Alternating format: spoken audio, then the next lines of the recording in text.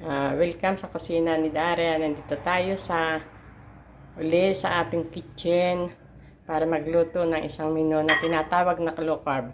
Bali, ang ating gagamitin, itong olive oil. Ito para na ring mga organic. Kasunod, meron tayong sibuyas. May sibuyas tayo. Ayan, igigisa muna natin itong sibuyas. Medyo paliitan natin yung apoy. Ayan. Mga organic lang po yan. Mga natural, Ayan, then carrots. At isabay na natin ang repolyo.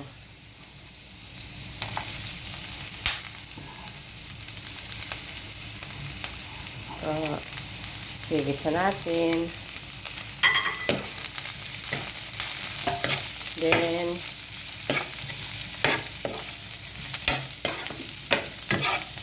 lalagyan natin ng salt. Bali, ang gagamitin natin, yung mga rock salt. Hindi pwede yung mga iodized salt. Ayan, oh.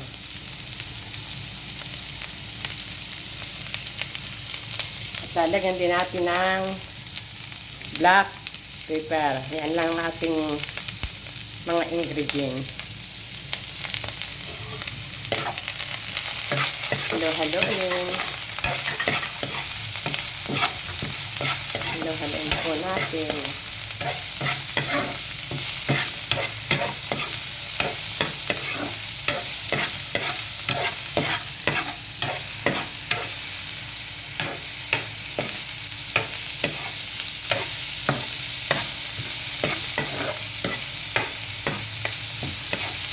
Yan, medyo pwede na po ito. Bali, set aside muna natin itong ating mga niluto.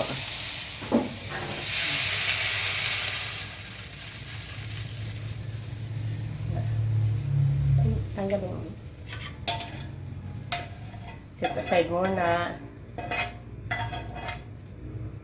Then, maglalagay ulit tayo ng olive oil.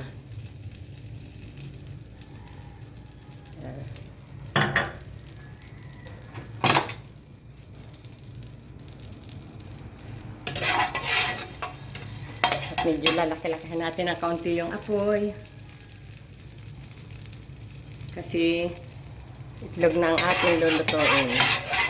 Bali, nag-prepare ako dito ng 3 itlog. Yan.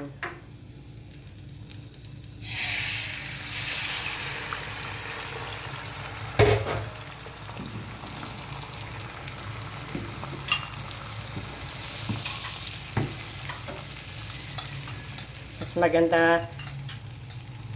Yan. Binilakihan natin ang apoy para maluto agad.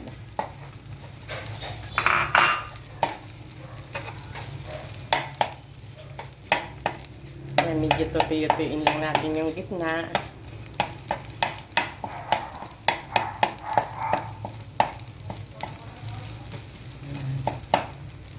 Tapos po niyan, yung niluto natin kanina ng mga cabbage, yan, ilalagay na natin.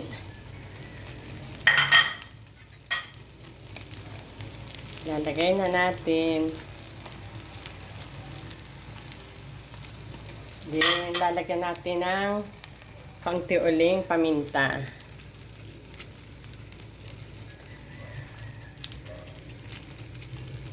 Yan, medyo hinaan natin ang apoy.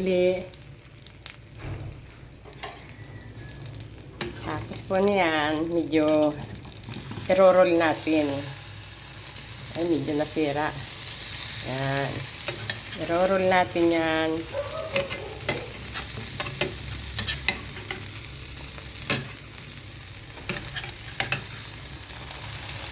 Wow.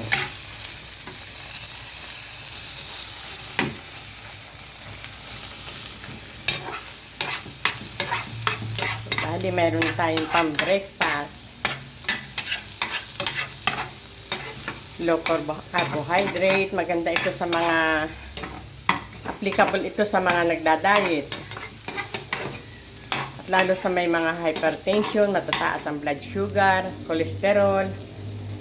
Yan, kailangan natin ng, at kaunti lang ang asin na inilalagay, hindi masyado. Ayan, okay na. Pwede na tayo. Pwede na itong pang-almusal. At siyempre, papartneran natin ang prutas habang kumakain. What's for my finished product? Thank you for watching. Have a good day. Follow Kusina ni Daria.